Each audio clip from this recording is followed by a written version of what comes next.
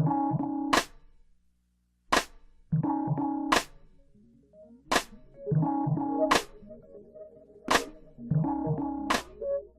guys, it's Tyler from Peregrine Supply, and I'm back here with Andre. Hey guys, so today we're going to be talking about the king of cocktails, the Martini. Let's get started. Alright, so there are about a million ways to make a Martini. We're going to show you the classics, and we're going to show you a couple variations as well. So, like any classic cocktail, Martini is heavily featuring some kind of liquor component. We got our gin and vodka here. It's got some kind of secondary component most of the time, and always has a garnish. Yeah. So yeah, the first question you want to ask yourself is gin or vodka. They're both perfectly acceptable, perfectly, classic cocktails. So we're going to show you both. All right, so I'm going to do a gin martini here. Classic gin martini. You're going to start with 2 ounces of gin in your shaker cup there. And I'm going to do the vodka alternative, so same amount of vodka. Now with the gin martini, I'm going to do about a ½ ounce of vermouth. The original recipe calls for a bit more, but this is to taste, so whatever floats your boat, basically. And with vodka, I don't really like vermouth, so I'm going to do what's called an extra dry martini, just leave it out entirely. Right. Now, shaking or stirring. So the rule says that if your cocktail or your martini is all liquor components, you want to be stirring it to keep that velvety texture, to keep the flavors kind of intact. So I'm going to be stirring this just nice and smooth, try not to move the ice around too much. And rules are obviously made to be broken, so I'm going to shake mine. Because vodka has such a clean taste, shaking it aerates it a bit, it breaks up the ice and it sort of accentuates the cleanliness, I guess, of the taste. So I'm going to shake that up. There we are, and when that's done, you just strain it straight into your cold glass. There we are. So you can see martinis, nice and clear. Mine obviously has the signs of aeration, but they will obviously clear up once the bubbles dissipate. And I'm gonna garnish the gin martini with a bit of lemon. You can do the olives, but lemon's just a personal favorite. Olives, in my mind, work really nicely with vodka martini. You can also do what's called a dirty martini by adding a bit of olive juice before you shake, and it gives it kind of like a meaty olive taste. But I like mine clean.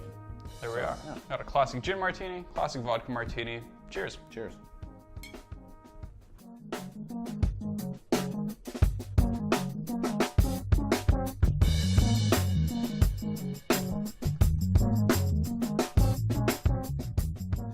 So those are your 2 sort of classic martinis, and now we're going to show you 2 variations on that theme. If you're feeling sort of James Bond, we got you covered with a Vesper. And if you're feeling more Sex and the City, got a lockdown with a Cosmo. So Andre's going to start. All right, so the Vesper Martini is James Bond's original recipe. Typically when you do a martini, you have to choose gin or vodka, but James Bond doesn't have to choose, he uses both. So shaker cup with ice, as always. We got 1 ounce of gin, 2nd ounce of gin, another ½ ounce of vodka. You can always do more. And this is the secret ingredient right here. This is about a ½ ounce of Lillet Blanc, which we can see here. It's like vermouth, but it's French, and it's got this much stronger wine flavor to it. So we're gonna throw this in here. It's gonna give it a characteristic sort of smoothness. And we're gonna do about a dash, about 2 drops of Angostura bitters, just for some extra spice notes in there. So, the sort of general wisdom says we'd stir this, right? Well, wrong, it's James Bond, so we're gonna shake his martini. There we go, let's kick it over to Tyler with his Cosmo. Sweet. So the Cosmo, obviously a sweeter variation on a martini. We're going to start with 2 ounces of vodka and about a ½ ounce of Cointreau. We've seen this one before last episode. It's that sweet orange liqueur. Then we're going to top it off with a bit of lime juice and a splash of cranberry juice. And again, we're going to shake this. And strain. There we are, strain and pour.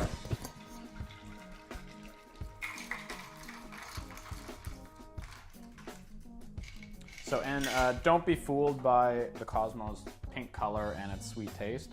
It's a very strong cocktail. It's like 3 ounces of... You still got about 3 ounces of booze in there. There we go. There you go. Nice colors on both of these. So Andre's got a bit of lemon, I got a bit of lime, simple garnish, there you go. Nice and easy. So we've seen our classic martinis, we've seen a couple basic variations. There are thousands of recipes out there. You can go create your own based on the formulas you've seen. Yeah, it's a whole wide world out there. Go explore. Cheers. Cheers.